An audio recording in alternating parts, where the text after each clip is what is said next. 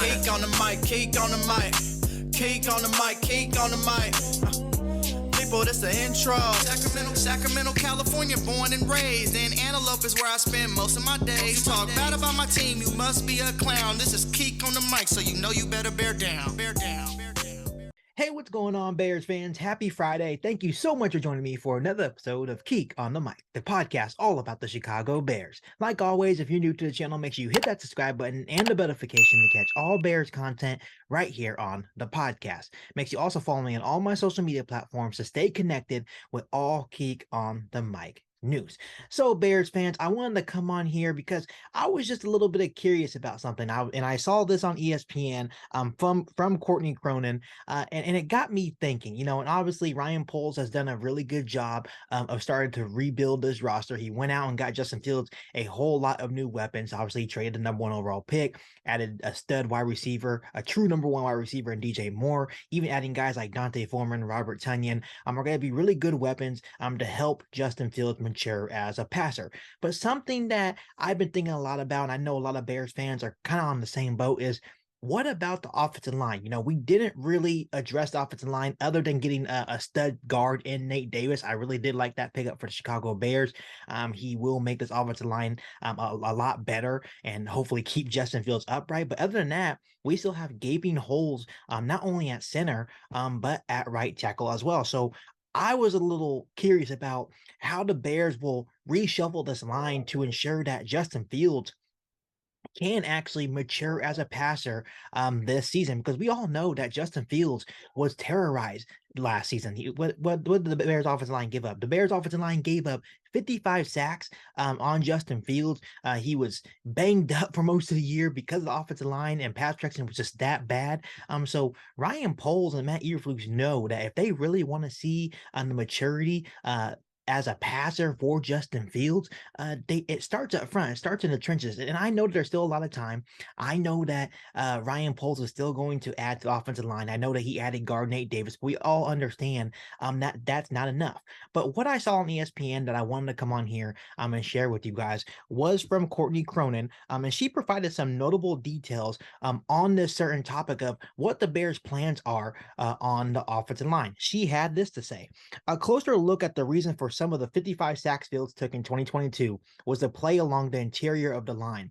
That led the Bears to add Davis, who started 54 games at right guard for Tennessee in the past 4 seasons. The expectation is that Teven Jenkins will move to left guard and Cody Whitehair will slot at center. But the work is far from over. The lack of sturdiness up front means Chicago will need to be active in adding linemen, particularly at offensive tackle. And obviously, Bears fans, this is a really good update from Courtney Cronin. I think we've already known this, but all in all, this is still a really cool update from Courtney Cronin, so I appreciate that from her. But we all know that it starts in the interior. I told you guys this a lot here on the podcast that we cannot move forward with Sam Mustipher or Lucas Patrick at center. We needed to find a major upgrade at center. Obviously, the Bears did not bring back Sam Mustipher, so check that off the list. That was probably one of the best moves of the offseason, not bringing back Sam Mustipher. He was absolutely putrid as an offensive lineman, especially at center for the Chicago Bears. And of course, Lucas Patrick,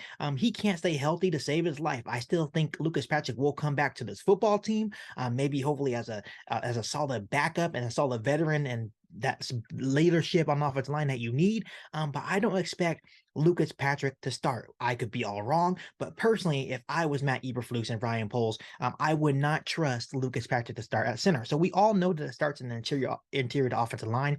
Most of the pressure on Justin Fields came right up the middle, and Sam Mustipher looked like a revolving door, just letting people get right by him and get right to Justin Fields. So we need to upgrade the interior. That's what made them go out and sign guard Nate Davis. He will definitely help as a run blocker and in pass protection. He has a lot of experience at right guard, and just like Courtney Cronin said in the little description I just read to you guys here on the podcast, that the expectation is that he will play right guard, which means that Teven Jenkins will have to move to left guard. So I wanted to come on here also, and this is really intriguing because now this offensive line is going to be a little bit shuffled, right? And I wanted to come in here and give you guys a possible starting offensive line for the Chicago Bears, and I want to get your guys' opinion. Make sure you guys are engaging with me on this, but I want to hear your guys' opinion in terms of, would you guys be comfortable with this offensive line being the starting offensive line for Justin Fields and the Chicago Bears offense? So at left tackle, I'll put it on the screen right now. At left tackle, we have Braxton Jones, which we all know that's the case. He had an excellent season for the Chicago Bears, especially considering that he was a 5th-round rookie. I still think he can get a little bit stronger, but he is a ascending young player. I think Ryan Poles and Matt Earfoots absolutely love Braxton Jones, and he definitely deserves the right to come back as a starting left tackle for the Chicago Bears. Just like Courtney Cronin said, that means Teven Jenkins will move from right guard to left guard, which I'm totally fine with. I feel like he is athletic enough to make that switch. So I think that he would fit perfectly either at left or right guard. As long as he's at the guard position, not the tackle position, I think Teven Jenkins will be fine. Obviously, just like Courtney Cronin said as well, center will be Cody Whitehair. So they're going to move Cody Whitehair to center. And my opinion on this is that I think he will be a slight upgrade over Sam Musfer and Lucas Patrick. Obviously, Cody Whitehair has played a lot of snaps at center. I mentioned this before on the podcast that back in 2018, when he played center for the Chicago Bears, he did go to the Pro Bowl as a center. So he does have the capability to play really well at center. But I know that he is a little bit older. Injuries are starting to creep up on him. So we just have to see what happens. And my opinion on Cody Whitehair playing center is this. I think he is a great bridge option for the Chicago Bears, but I don't think he is a long-term option at center for the Chicago Bears. I still think the Bears should draft a center, maybe in the 2nd round, maybe bring that center in and have him compete with Cody Whitehair. I just would not hand Cody Whitehair the center job. But if you bring in that rookie and Cody Whitehair beats out that rookie because he does have a lot of experience and he's just flat out better, I think that would be a perfect scenario for the Chicago Bears. You have a pretty solid center in Cody Whitehair, and then you allow that young center to kind of groom under Cody Whitehair, but you understand that Cody Whitehair is not the long-term option, and you understand that center that you got maybe in the 2nd round is your long-term answer at center for the Chicago Bears offensive line. At right guard, we have Nate Davis. Just like Courtney Cronin said, he has 54 starts at right guard. So I'm pretty sure that Ryan Poles signed Nate Davis to come in and play right guard. That's where he's comfortable at. That's where he's good at. So he is going to stick at the right guard position. And then at right tackle, this is another glaring hole for the Chicago Bears. Right now, as it stands, it would either be Larry Borom, Alex Leatherwood, or you can either draft a rookie right tackle in the draft, right? So a couple of options that we mentioned here on the podcast is Paris Johnson Jr. or even Broderick Jones. I think you guys are pretty much out on Peter Skoronski from Northwestern, which is totally fine. I totally agree with you guys. Paris Johnson Jr. and Broderick Jones would make a lot of sense. I still think that the Bears will draft a right tackle. I think we need to draft a right tackle because Larry Borom is basically the only one that has starting experience at right tackle. And he's played up and down. He's not, to me, not a right tackle of the future for you. But I feel like he can, I guess, get the job done. But I definitely think he would be the weak point on this Chicago Bears offensive line. So they desperately need to upgrade at the right tackle position as well. And I think the safest bet would probably be Paris Johnson Jr. out of Ohio State. I think he's a day one starter. I've come on here on the podcast a lot saying he's athletic, he's long.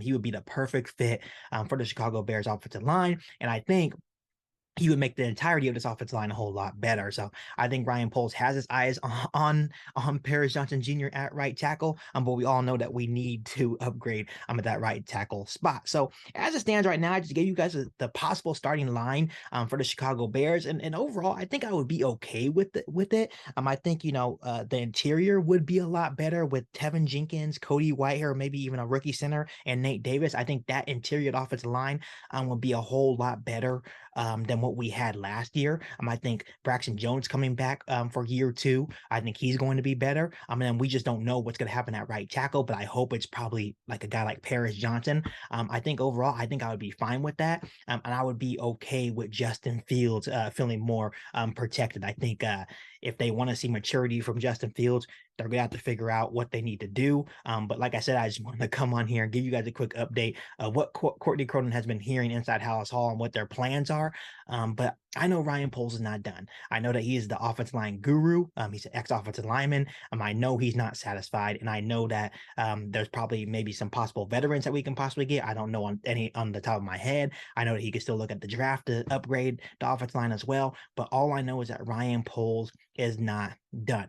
We all know that Justin Fields cannot be sacked 55 times again, especially if you want to see growth as a passer, if you want to see that development as a passer, the offensive line has to be sturdy. But I am pleased that he started off well. Getting Nate Davis was absolutely a great addition for the Chicago Bears offensive line, but I expect Ryan Poles to continue to add to make this offensive line a whole lot better. So once again, before I let you guys go, let me ask you guys this. Would you guys be okay with this lineup being the starting offensive line for the Chicago Bears? Let me know down below in the comment section. Before I let you guys go, make sure you hit that subscribe button and the notification to catch all Bears content right here on the podcast. Make sure you follow me on all my social media platforms. Make sure you share this episode of Kick on the Mic with every single Bears that you know. But other than that, back for all new Bears podcasts right here on Kick on the Mic. Thanks, guys, and bear down. You ain't bout it, you ain't bout it, you ain't kick on the mic. You ain't bout it, you ain't bout it, you ain't kick on the mic. You can go and subscribe cause I be on it right. You ain't bout it, you ain't bout it, you ain't kick on the mic.